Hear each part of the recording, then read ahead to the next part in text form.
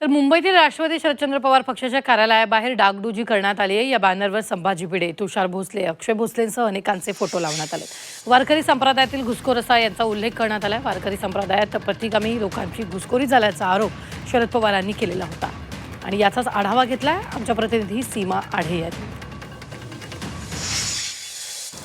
शरद पवार यांच्या वक्तव्यामुळे महाराष्ट्रामध्ये काही दिवसांपूर्वी एक वाद जो आहे तो निर्माण झालेला होता। भाजपच्या नेत्यांमध्ये आणि शरदचंद्र पवार पक्षाच्या नेत्यांमध्ये शाब्दिक वाद जो आहे तो पाहायला मिळालेला होता।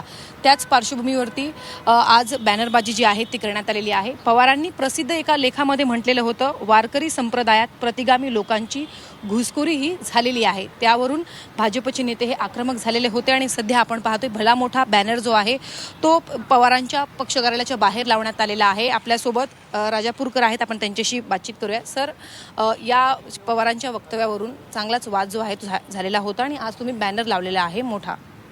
नाही, सगळ्यात अगोदर आपल्याला रामकृष्ण हरी, कारण ही महाराष्ट्राची पुरोगामी महाराष्ट्राची वारकरी संप्रदायाची परंपरा आहे, म्हणून रामकृष्ण हरी। विषय असा आहे की वाद तुम्ही पेटवला, आम्ही आमची भूमिका मांडली।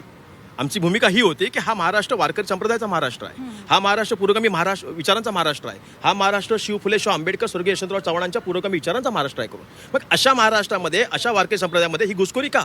आणि या घुसखोरीमध्ये तुम्हाला आता या घुसखोरी करून तुम्हाला आता तुमच्या धर्माच्या नावाखाली लोकांमध्ये विशिष्ट का निर्माण करायचं आहे? नक्कीच महाराष्ट्राला काही लोक प्रतिगामीकडे नेण्याचा प्रयत्न करत आहेत असं एक वक्तव्य शरद पवारांनी केलेलं होतं आणि आता या बॅनरला कशा पद्धतीनं उत्तर दिलं जातं भाजपकडनं हे बघणं आता महत्त्वाचं असणार आहे। व्हिडिओ जर्नलिस्ट धीरजसह सीमा आढे, झी 24 तास, मुंबई।